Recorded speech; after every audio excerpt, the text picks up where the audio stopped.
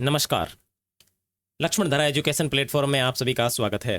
प्यारे साथियों, अपन पिछली वीडियो में एनसीईआरटी नोट्स के बारे में बातचीत कर रहे थे 5वें अध्याय को लेकर के। आज की वीडियो में अपन 5वें अध्याय के एमसीक्यू प्रश्नों की बातचीत करेंगे। प्यारे साथियों, आपको बता दूं कि अपन कक्षा 12वीं के इतिहास को लेकर के पिछले दिनों से बातचीत कर रहे थे, जिसके अंदर हमारे जो 12th क्लास के अंदर जो हिस्ट्री की बुक है पार्ट 1 को आपने पूरी तरीके से कंप्लीट कर लिया। ठीक है, जिसके अंदर जो चौथा चैप्टर है उसके एमसीक्यू बाकी है, तो उनका वीडियो मैं आज अपलोड कर दूंगा। तो आप प्लेलिस्ट के ऊपर जाएं, ठीक है ना। वीडियो को जो चैनल है इसको सब्सक्राइब करने के बाद में आप प्लेलिस्ट पे जाओगे ना, प्लेलिस्ट के अंदर आपको जो भाग 1 की जो किताब है उसकी अलग प्लेलिस्ट मिलेगी और भाग 2 की जो प्लेलिस्ट है वो उसकी आपको अलग प्लेलिस्ट मिलेगी। तो भाग 1 वाली जो प्लेलिस्ट है उसके अंदर पार्ट संख्या 1 से लेकर के 4 तक की बातचीत की गई है। ठीक है, तो उनकी पीडीएफ और नोट्स आपको उस प्लेलिस्ट में मिलेगी और इसकी जो पीडीएफ और नोट्स जो है वो आप प्लेलिस्ट में अंदर जाओगे तो भाग 2 करके अलग से आपको प्लेलिस्ट मिल जाएगी ऊपर ही। वहाँ पे आप इनको सबकी जो पीडीएफ वगैरह है वो आप वहाँ पे क्लिक करके टेलीग्राम का लिंक होगा वहाँ से आपको मिल जाएगी। बाकी किसी की पीडीएफ नहीं मिली है तो आप मेरे को मैसेज छोड़ देना टेलीग्राम में, मैं समय अनुसार जवाब मैं आपको दे दूंगा। तो चलिए आज की वीडियो के अंदर अपन 5वें पार्ट के जो एमसीक्यू प्रश्न है उनकी बातचीत कर लेते हैं। ओके, चलो। कक्षा 12 इतिहास, भारतीय इतिहास के कुछ विषय, भाग 2, सभी अध्यायों के एमसीक्यू प्रश्न के अंदर आज अपन जिस चैप्टर की बात करेंगे उस चैप्टर का नाम है 5वां अध्याय। ठीक है, चलो। सबसे पहला प्रश्न, किस विदेश यात्री ने भारत की जिन 2 चीजों को असामान्य माना है, मतलब अनेक जो विदेश यात्री है जिन्होंने भारत की जिन चीजों को असामान्य माना, मतलब वो पर्टिकुलर अपने यहाँ पे मिल जाती है, तो अपन बात करें तो कौन सी है? नारियल और पान। और अपन ने नोट्स के अंदर देखा था इन चीज़ों का वर्णन कौन करता है? इब्न बतूता करता है। ठीक है, इब्न बतूता, इन चीज़ों का वो जो वर्णन है इब्न बतूता करता है। और इब्न बतूता कहता है कि उसने पान जैसी चीज़ पहले कभी खाई नहीं थी। तो पहले प्रश्न के अंदर आपका कंप्लीट होता है बी। ठीक है ना, कि अनेक विदेशी यात्री जिन्होंने भारत के संदर्भ में 2 चीज़ें असामान्य मानी है, कौन कौन सी? नारियल तथा पान। नेक्स्ट, प्रश्न संख्या 2, भारत में अल बरूनी जिसके साथ आया था उसका नाम क्या था? देखो, भारत में अल बरूनी किसके साथ आया था, उसका नाम क्या है? तो उसका नाम था तैमूर लंग। क्या नाम है भाई? सॉरी, उसका नाम है मोहम्मद गजनी। क्या नाम है? मोहम्मद गजनवी। देखो, इसमें थोड़ी सी आप चीज़ें देखो, ये जो आपका अल बरूनी है, इस अल बरूनी का जो जन्म होता है वो होता है, जन्म कहाँ होता है? इसका जन्म होता है ख्वारिज्म में। ख्वारिज्म अपन ने नोट्स के अंदर पढ़ा था, अगर आपने नोट्स की क्लास नहीं की है तो अभी प्लेलिस्ट के ऊपर क्लिक करके देख लीजिएगा। ख्वारिज्म जो है वो आपके है उज्बेकिस्तान में, उज्बेकिस्तान। ठीक है, उज्बेकिस्तान में पड़ता है। अब लफड़ा ये हुआ कि इस उज्बेकिस्तान के ऊपर इस मोहम्मद गजनवी ने अटैक किया था। क्या किया था? अटैक बोले तो आक्रमण किया था। और ये आक्रमण इसने कब किया था? आक्रमण किया, ठीक है ना, आक्रमण किया था। इसकी जो डेट मिलती है वो मिलती है आपको 1017 ईस्वी में। ठीक है, इस 1017 ईस्वी में आक्रमण किया तो आपका ये जो अल बरूनी है, इस अल बरूनी को पकड़ लिया गया।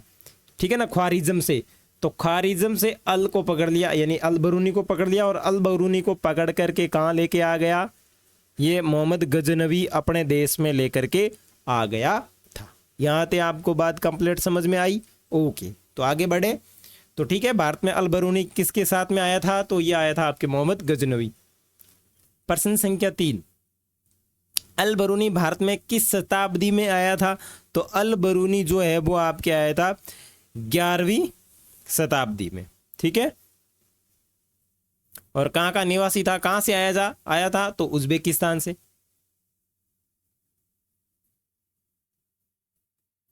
और गजनी आपके कहाँ पड़ता है? तो गजनी आपके पड़ता है अफगान। ठीक है, अफगान से वो गजनी आ गया था, गजनी। फिर गजनी से इसने टॉप इधर अपने भारत की तरफ टेक दी, तो 11वीं शताब्दी में आया था। ठीक है, प्रश्न संख्या 4, इब्न बतूता की भारत यात्रा को किस शताब्दी से संबंधित माना जाता है? प्रश्न संख्या 4 के अंदर आपके हो जाएगा 14वीं शताब्दी। ठीक है, और इस इब्न बतूता ने जो अपनी यात्रा वृत्तांत लिखा इसको कहा जाता है रिहला, या मैं ऐसे कह दूं इसकी भाषा, इसकी जो यात्रा वृत्तांत की भाषा जो थी वो अरबी थी, भाषा अरबी। और दूसरी बात क्या थी? दूसरी बात थी कि इसका जो यात्रा वृत्तांत था यात्रा वृतांत वो लिखा गया था, उसका नाम था रिहला।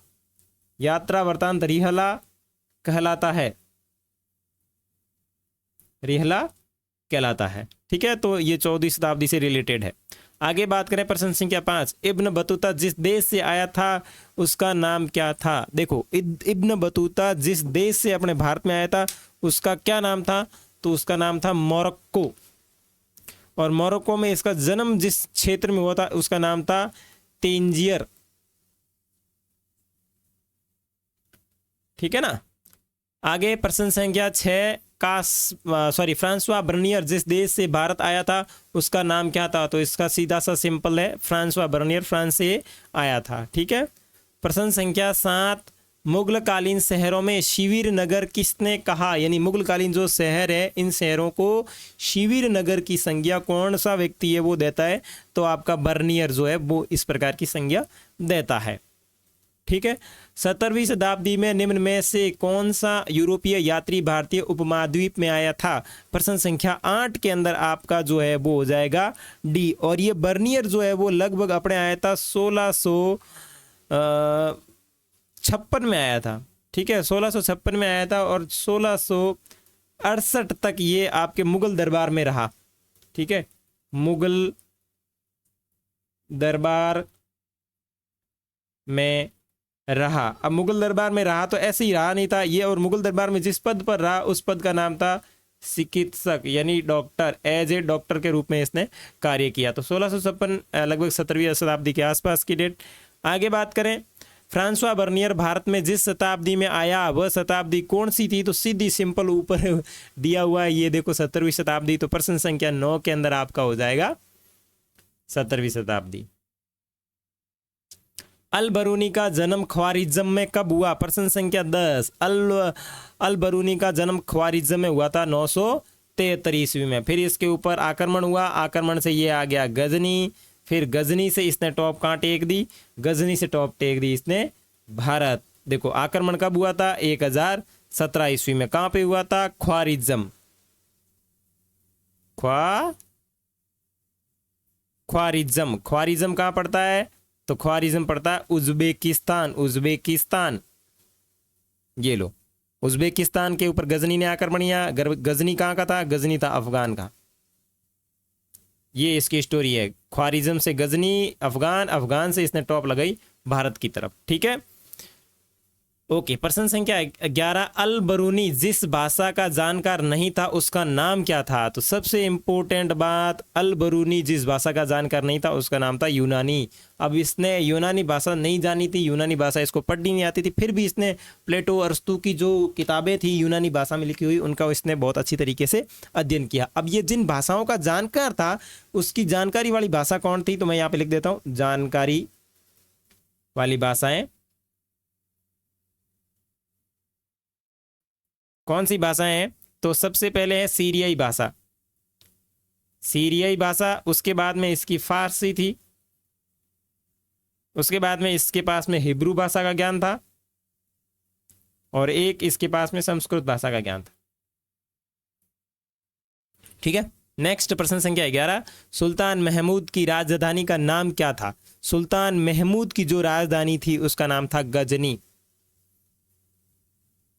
अल बरूनी की कृति किताब अल हिंद जिस भाषा में मूलतः लिखी गई वह थी। तो देखो प्रश्न संख्या 13 के अंदर इसकी जो अल हिंद पुस्तक है इसकी भाषा जो थी वो अरबी भाषा थी, और इसके अंदर अपन बात करें तो इसके अंदर टोटल 80 अध्याय हैं जिनकी बात अपन ने नोट्स के अंदर की थी। नोट्स के अंदर अपन ने इनकी बात अच्छे से की थी।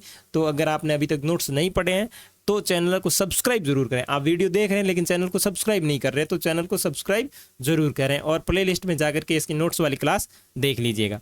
उसके बाद में प्रश्न संख्या 14, 17वीं शताब्दी में निम्न में से कौन सा यूरोपीय यात्री भारतीय उपमहाद्वीप में आया था। तो 17वीं शताब्दी के आसपास कौन सा यूरोपीय यात्री भारतीय उपमहाद्वीप में आया था, तो डी फ्रांसवा बर्नियर। ठीक है। उसके बाद में प्रश्न संख्या 15, अल बरूनी कहाँ से भारत आया था। तो कई बार अपन ने बात कर ली, आपके उज्बेकिस्तान से आया था। प्रश्न संख्या 16, इब्न बतूता किस देश का निवासी था। तो इब्न बतूता आपके मोरक्को देश का निवासी था। प्रश्न संख्या 17, इब्न बतूता ने अपनी यात्रा का विवरण किस भाषा में लिखा? तो सीधी सिंपल भाषा अरबी। ठीक है। प्रश्न संख्या 18, मार्को पोलो ने 13वीं शताब्दी से जिस स्थान से चलकर चीन और भारत की यात्रा की उसका नाम था वेनिस। ठीक है। और इसके बारे में थोड़ी सी जानकारी देख लें तो यह आपके इतालवी यात्री था। ठीक है। और लगभग 13वीं सदी में भारत आया था, 13वीं सदी।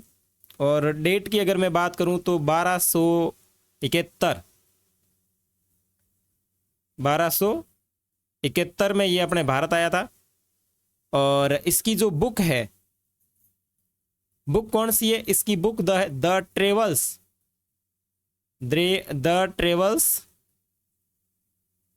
ऑफ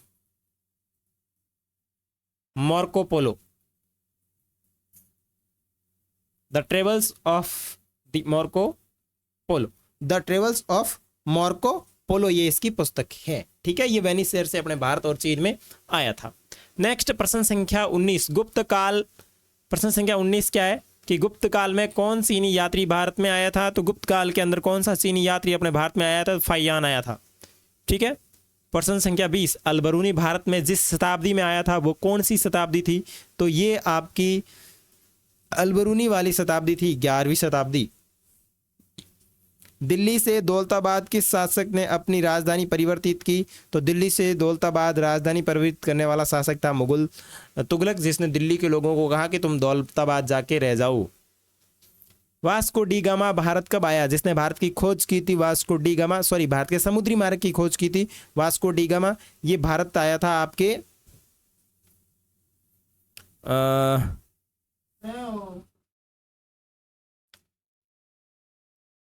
ये भारत आया था 17 मई 1498 को। ठीक है। इसमें ऑप्शन संख्या ए जो है वो आपका राइट है। 17 मई 1498 को ये भारत आया था।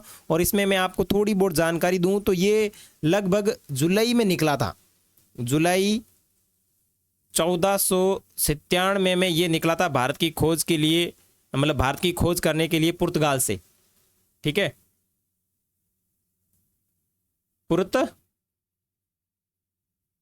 पुर्तगाल से ये निकला था और यहां अपने भारत पहुंचा था ये 17 मई 1498 को। ठीक है। और कहां पे पहुंचा? तो ये पहुंचा था केरल में। केरल में जिला कौन सा है?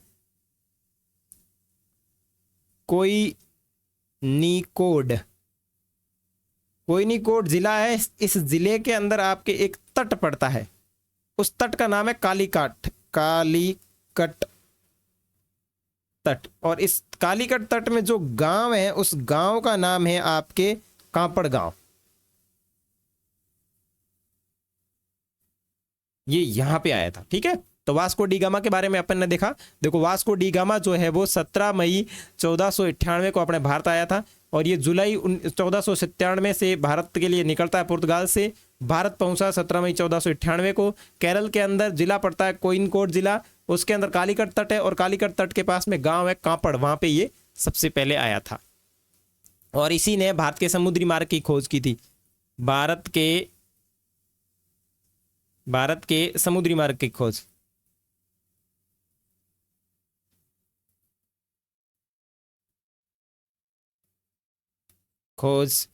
की।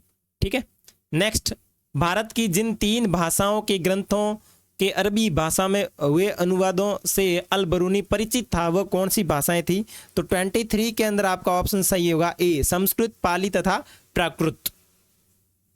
प्रश्न संख्या 24, इब्न बतूता के अनुसार उसे मुल्तान से दिल्ली की यात्रा में जितने दिन लगे उनकी संख्या कितनी थी?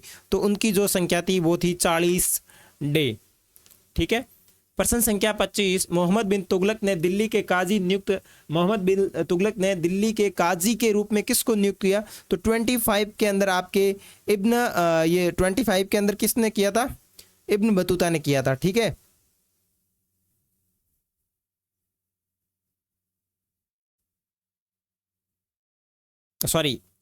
और ये 1333 में अपने भारत आया था।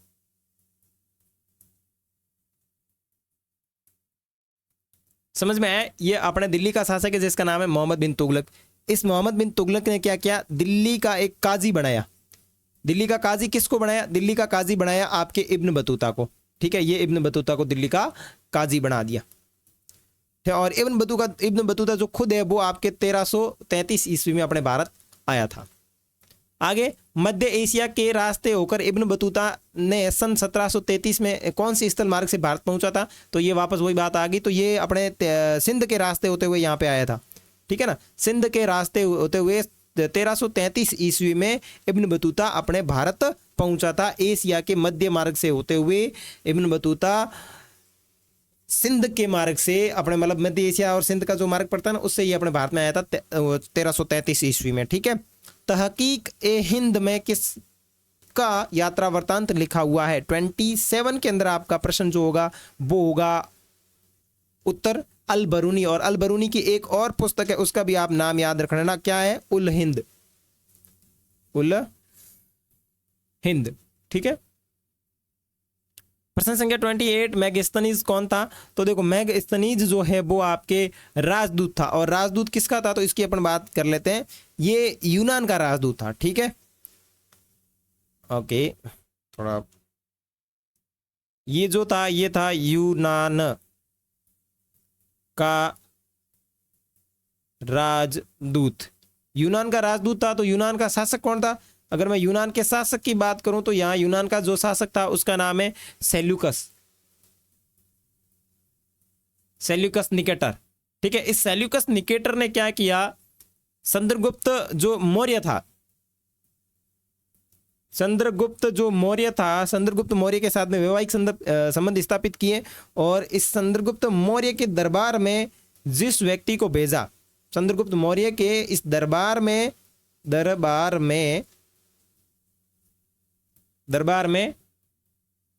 राजदूत भेजा अपनी पुत्री हेलेना के साथ में, तो किसको भेजा था? इसको भेजा था। यूनान के राजदूत के रूप में किसको भेजा था? मैगस्थनीज को भेजा था।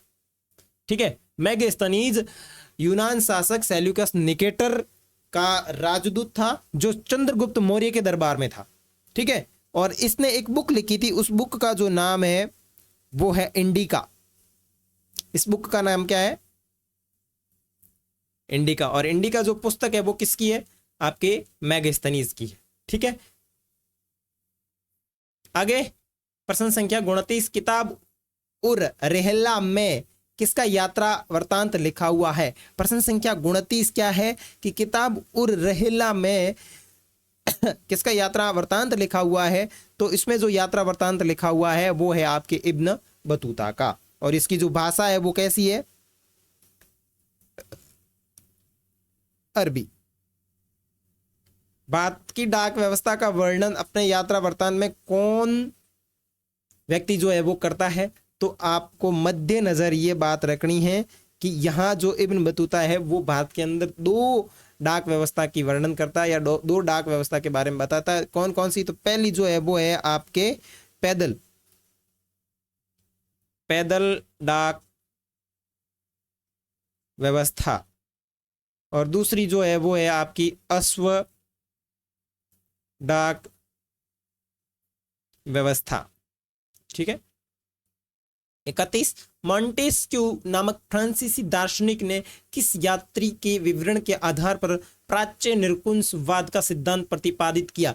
तो जो मॉन्टेस्क्यू है उसने किसके यात्रा वृत्तांत को आधार मान करके एक सिद्धांत प्रतिपादित किया? तो वो है बर्नियर। ठीक है, और बर्नियर कहाँ का था? तो ये था फ्रांस का। अब्दुल रज्जाक समरकंदी नामक यात्री ने किस यात्रा वृत्तांतों को पढ़ा और उससे उसने प्रेरणा ली? तो कौन सा व्यक्ति है? 32 के अंदर अपन बात करेंगे तो 32 में आपका है इब्न बतूता। अपनी आंखों के सामने सती प्रथा का दृश्य देखकर कौन विदेश यात्री मूर्छित हो गया? तो कौन हो गया? सी, इब्न बतूता। लाहौर में एक 12 वर्षीय बालिका को जबरदस्ती सती बनाए जाने की मार्मिक घटना का आंखों देखा हाल किस विदेश यात्री ने बताया? 34 के अंदर अगर अपन बात करें तो 34 के अंदर आपका है बर्नियर। बर्नियर के बारे में अपन जब पढ़ते हैं तो इसने सती प्रथा का उल्लेख अपने यात्रा वृत्तांत के अंदर किया था। मोहम्मद इन जूजिए ने मोरक्को के सुल्तान के कहने पर किस यात्रा मतलब किसका यात्रा वृत्तांत लिखा? तो किसका यात्रा वृत्तांत लिखा था भाई? इसने लिखा था इब्न बतूता का। किस नगर का अथवा उसके किले का वर्णन प्राय अधिकांश यात्रियों द्वारा किया गया? तो कौन से का किया गया? तो 36 के अंदर बात करेंगे तो ग्वालियर। भारतीय अध्ययन संबंधित बाधाओं का वर्णन किस विदेश यात्री ने किया? 37 के अंदर अगर अपन बात करेंगे तो अल बरूनी ने क्या किया? अल बरूनी ने भारतीय अध्ययन संबंधित जो बाधाएं आई थी उसका उसने वर्णन किया था। आगे है मध्ययुगीन यात्रियों का सरताज किसको कहा जाता है या किस यात्री को कहा जाता है? तो यह कहा जाता है आपके मार्को पोलो को। जैसे घोंसले को पक्षी छोड़ता है उसी तरह किसी यात्री ने यात्रा पर जाने हेतु अपने घर को त्याग कर दिया। ये कथन किसके बारे में कहा गए हैं? तो इब्न बतूता को कहा गया है। इब्न बतूता भाई साहब बड़ा मजेदार आदमी था, इसको घूमने का बड़ा शौक था। ये बहुत सी जगह यात्रा करके आया था, बड़ा ही घुमुक्कड़ और यात्राओं को प्रिय मानकर। या इसका कहना था कि मुझे किताबों में कोई इंटरेस्ट नहीं है, मैं उस ज्ञान को ज्यादा महत्व देता हूं जो मुझे यात्रा करके प्राप्त हुआ है। तो ऐसी भावना रखने वाला जो आदमी था वो था इब्न बतूता और इसके बारे में यह कथन कहा गया है। आगे है 40। हुमायूं के दरबार में कौन अफ्रीकी यात्री भारत आया था? कौन सा अफ्रीकी यात्री भारत आया था?